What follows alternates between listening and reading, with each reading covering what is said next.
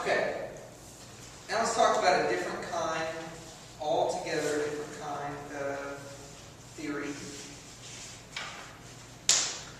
Alright, this is the view, institutional theory of art. Institutional theory of art. This is what I was talking about at the beginning of class, really. Where this is the view that something becomes an artwork by virtue of occupying a certain position within the context of a set of institutions, or within an institution. Okay? For example, museums, galleries, journals have people who decide, by accepting objects for discussion or display, what is art and what is not. I mean, there's some things they're not going to discuss the value of it because it's not art to them at all. Right? If I went out and paint splattered my motorcycle, I don't know how serious anyone would take me. They would probably say, man, you need to primer that thing and start again. But, you know, who knows? Maybe somebody out there would say, that's gorgeous, and man, that made the value of it go up. I mean, that'd be great if that would work that way. But this view can be seen as being circular in reasoning to some degree, because if something is only art because it's within an institution of people, that they have agreed that it's art, then how, you know, you see the problem with that? It's got to be within that. They have determined within themselves it's art. It didn't come into them as art. They have judged this artifact or this thing to be art. Okay, now it's art, according to whoever they may be, right? So it is a bit circular, but I want you to stop and think about something for just a moment.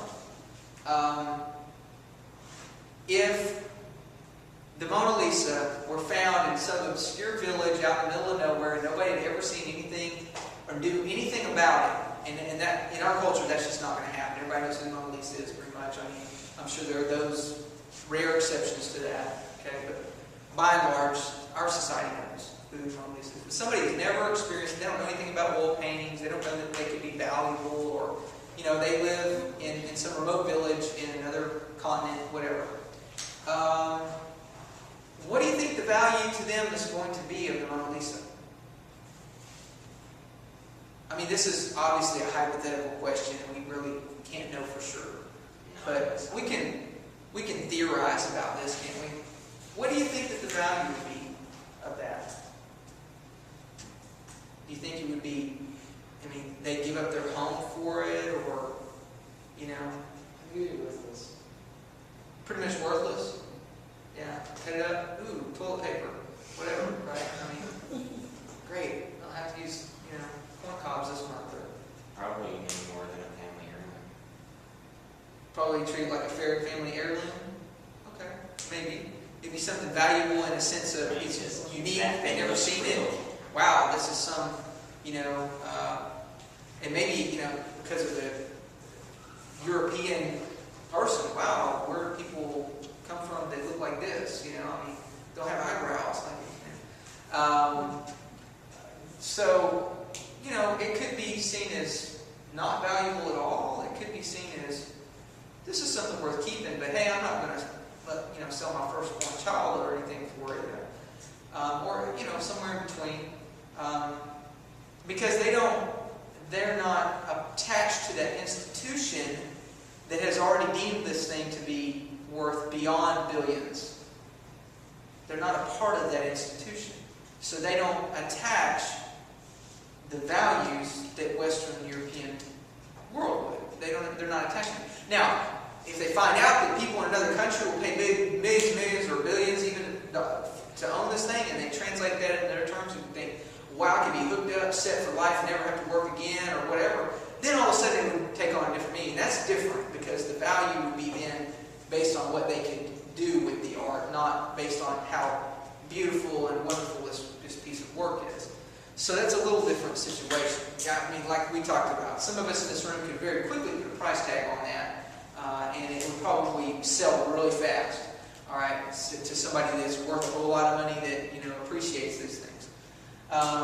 So if you think about it, though, where do these values come from? They come from a community of people, really. People that are experts in judging and evaluating these kinds of items. It's a small, I won't say small, but a particular group of individuals. So outside of that institution, that piece of artwork may not have that same kind of value to other people.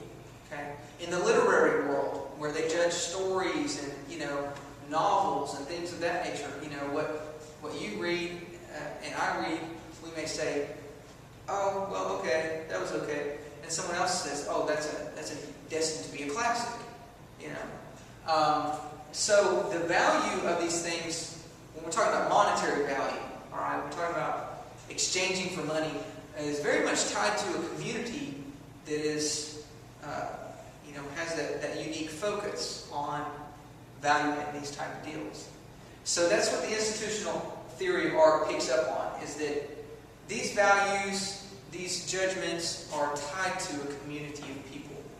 Okay, they're tied to an institution per se. All right. Okay, let's take